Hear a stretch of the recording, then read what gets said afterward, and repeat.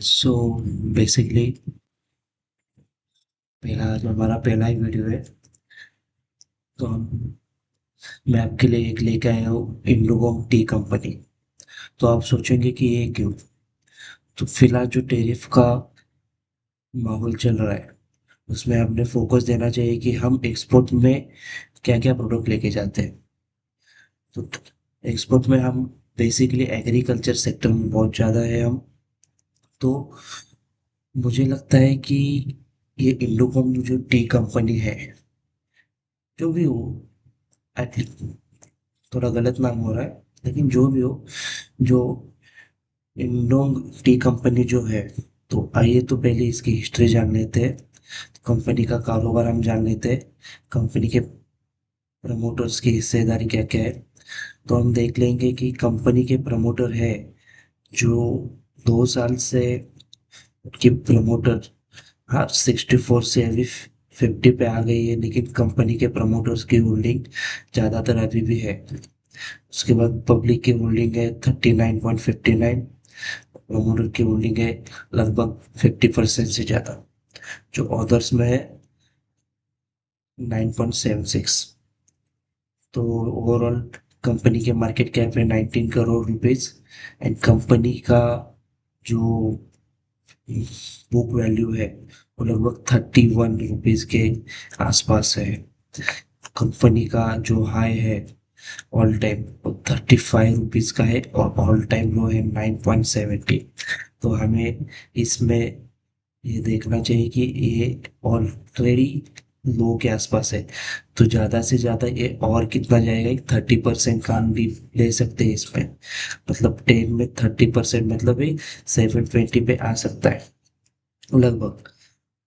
तो हम 720 या 620 का हम स्टॉप लॉस लगा के लॉन्ग पे हम 30 टू 40 के टारगेट के पास हम जा सकते हैं, क्योंकि इसके बुक वैल्यू अच्छे है।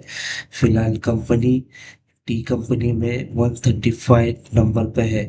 जो इसमें पहले नंबर पे अदानी इंटरप्राइजेस है। वो खाली टी कंपनी नहीं, वो बिलोंग्स ऑल सेक्टर की कंपनी है कंज्यूमर में। तो हम 125 में है, और इसका लगभग 20 करोड़ का कैप है।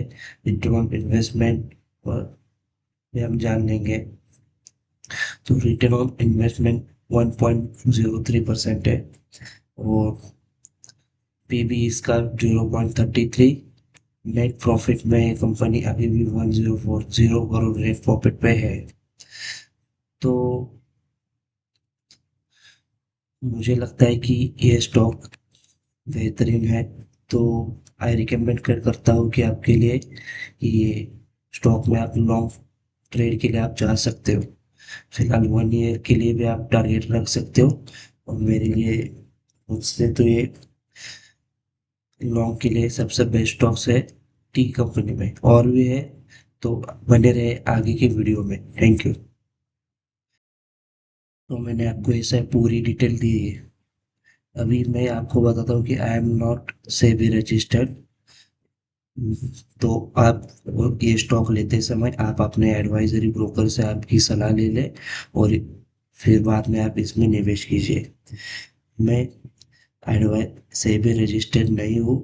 तो आप पहले एडवाइजरी ले लें आपके ब्रोकर से या ब्रोकरेज फंड से, फिर आप इसमें निवेश कीजिए। सो मैंने आपको बोला है कि ये क्यों। तुम ये मेरा पॉइंट ऑफ व्यू है कि एक्सपोर्ट में एग्रीकल्चर प्रोडक्ट्स हम यूरोपियन नेशंस को, अमेरिका या अफ्रीका में हम एग्रीकल्चर्स में हम एक्सपोर्ट्स ज़्यादा करते हैं, बिलोंग टू अदर कैटेगरी।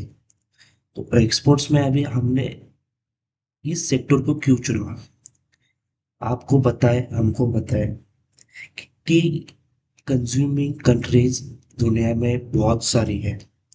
इसमें सबसे बड़ा तो इंडिया का ही शेयर है। उसके बाद अलावा भी बहुत सारी कंट्रियां हैं जो गोल्फ कंट्री है, और यूरोपियन नेशंस है, और टी कंज्यूमर भी ज़्यादा है उधर। तो इसलिए मुझे ऐसा लगा कि इसका एक तो बुक वैल्यू भी अच्छा है, और थोड़ा रिटर्न ऑन इन्वेस्टमेंट कम है, प्रॉफिट कम है। तो हम थोड़ी सी रिस्क ले सकते हैं, या मैं थोड़ी सी रिस्क ले सकता हूँ, ऐसा मुझे लगता है।